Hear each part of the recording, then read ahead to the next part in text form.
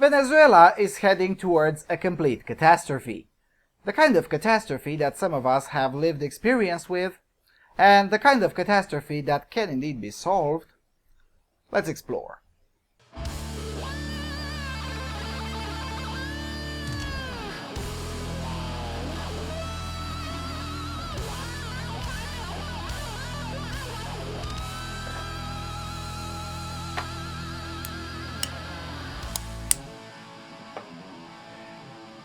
Hello everyone and welcome to the Freedom Alternative.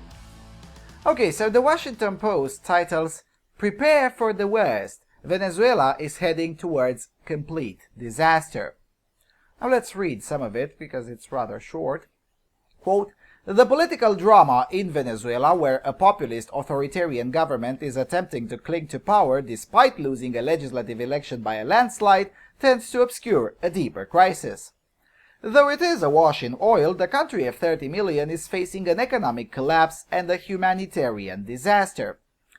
Venezuela already suffers from the world's highest inflation rate, expected to rise from 275% to 720% this year, one of its higher murder rates, and pervasive shortages of consumer goods ranging from car parts to toilet paper. Power outages and the lack of raw materials are forcing surviving factories and shops to close or limit opening hours. According to a local survey cited by The Economist, the poverty rate is 76% compared with 55% when Hugo Chavez, the late founder of the regime, took power in 1999. Now, let me put this a bit into perspective. Most people watching this have no idea what a 275% inflation rate looks like. Well, I sorta do, because I lived through that.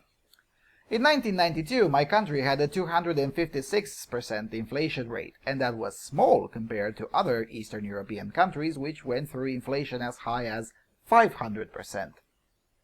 In 1997, a year which I remember perfectly well, the inflation rate routinely hit 300%, particularly in February and March, though towards the end of the year, things had already gotten slightly better and the inflation rate for that year was recorded at 155%.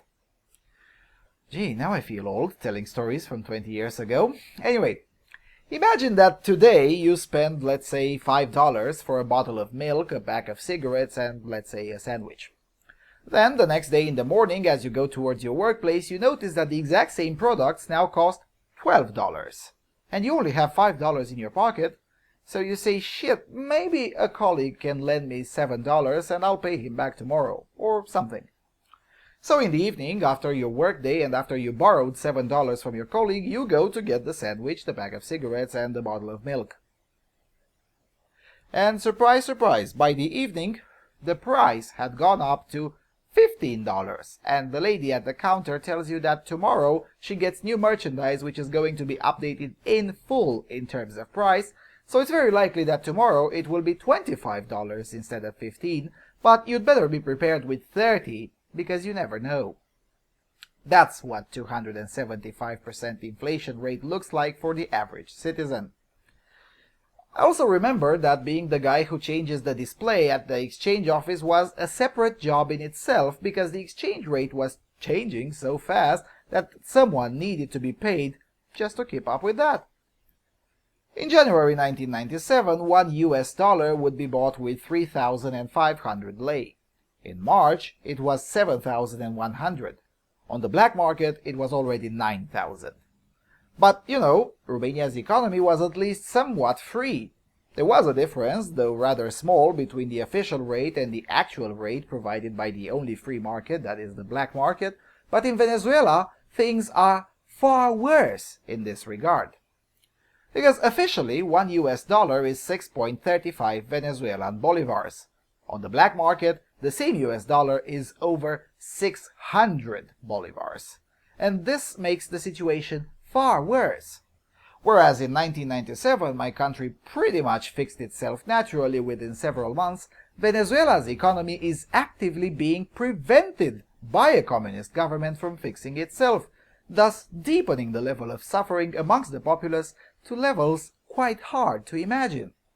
Well, not really that hard for me, because in the 80s, under Ceausescu, we had an almost identical regime, with quotas for food, most of it rationed, long queues, and the whole 9 yards that are to be expected from communist dictatorships like Venezuela or North Korea.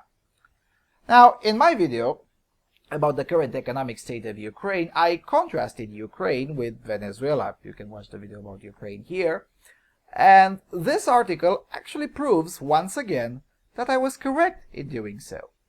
Because it says, quote, "Worst of all, the country is running desperately short of food and medicine. Venezuelans spend much of their time waiting in lines outside stores, but increasingly the shelves are bare.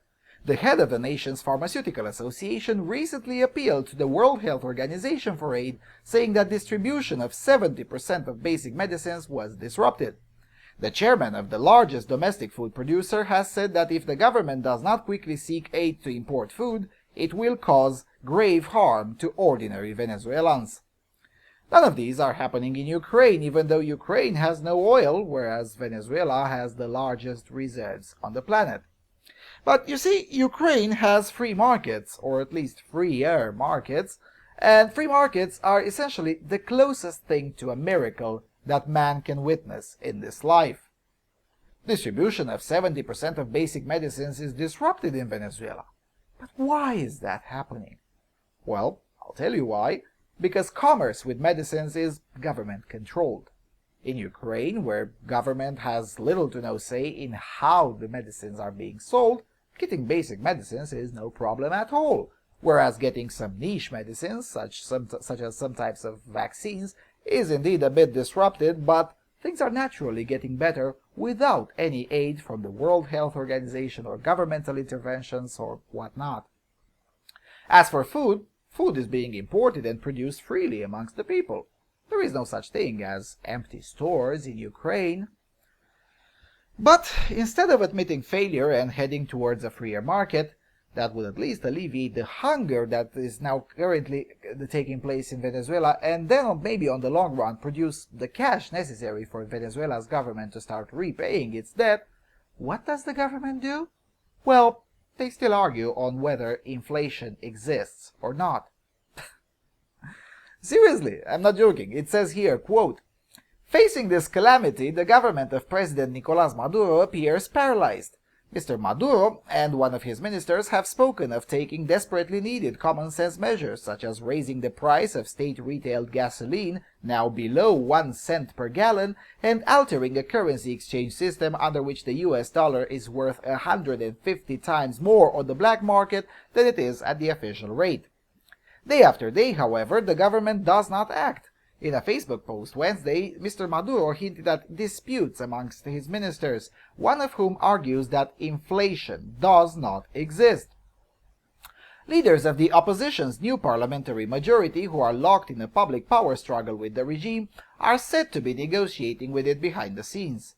A pact between the two sides on emergency measures, coupled with an appeal to the IMF, is Venezuela's best chance of rescue. Sadly, it doesn't look likely, which is why its neighbors and the United States should be preparing for an implosion. Now, let me show you some images. What you're seeing here are pictures from the 1980s in Romania. Now, if you color them and perhaps make the people slightly less white or European, then you get a picture of modern-day Caracas. And I don't even want to begin to think what's happening in the countryside or smaller towns and cities. But essentially, this is the net result of socialism. Every single time socialism is tried, it always ends like that, sooner rather than later. And as long as the markets don't open up, the lot of the average Venezuelan cannot and will not improve. It will only get worse. Far worse, actually. Now, I know how a 300% inflation rate feels like, but I don't know how a 720% inflation rate feels like. But Venezuelans will learn very soon. Too bad that their lesson won't be learned by the rest of the socialist plebs who pollute the culture with leftist garbage.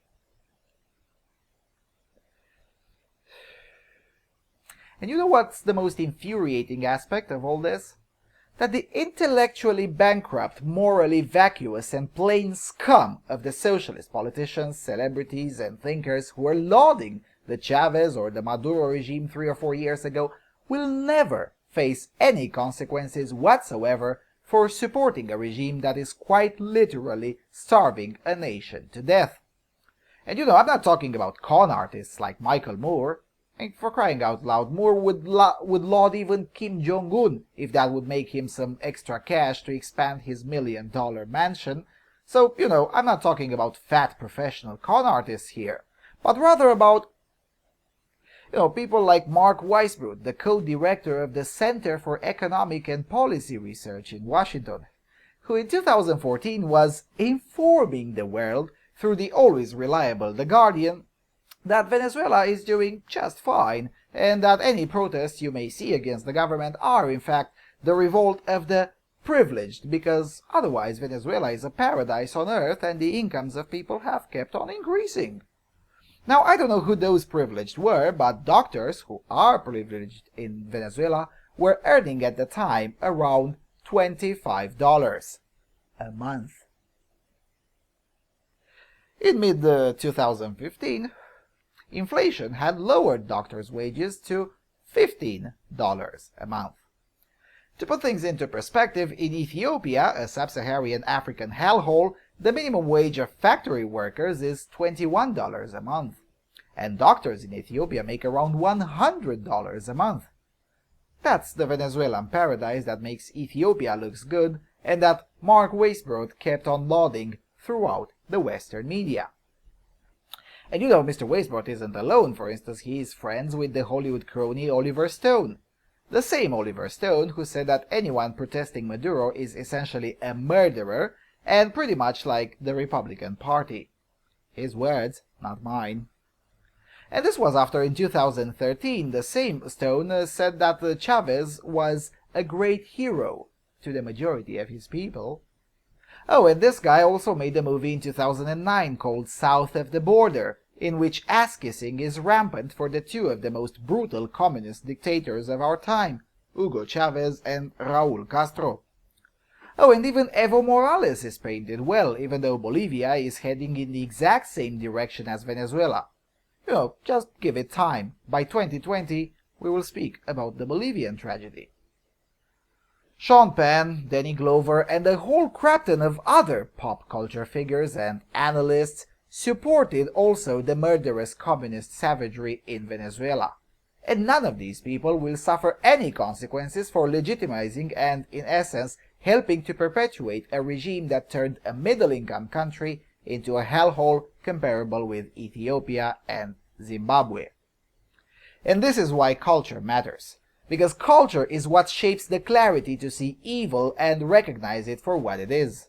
And at the moment, the pop culture is not capable of shaping such clarity. And as a result, people die, slowly, of starvation, waiting to get the party-approved ration of food, whilst sitting on the largest oil reserve in the world. That's socialism for you. Oh, and by the way, you know what was the most privileged country in terms of availability and abundance of natural resources in the history of mankind? That was the Soviet Union. Because resources don't matter. If you have socialism, you will still go down. In addition to oil, Venezuela has outstanding climate and year-round harvesting season. Yet the country is starving.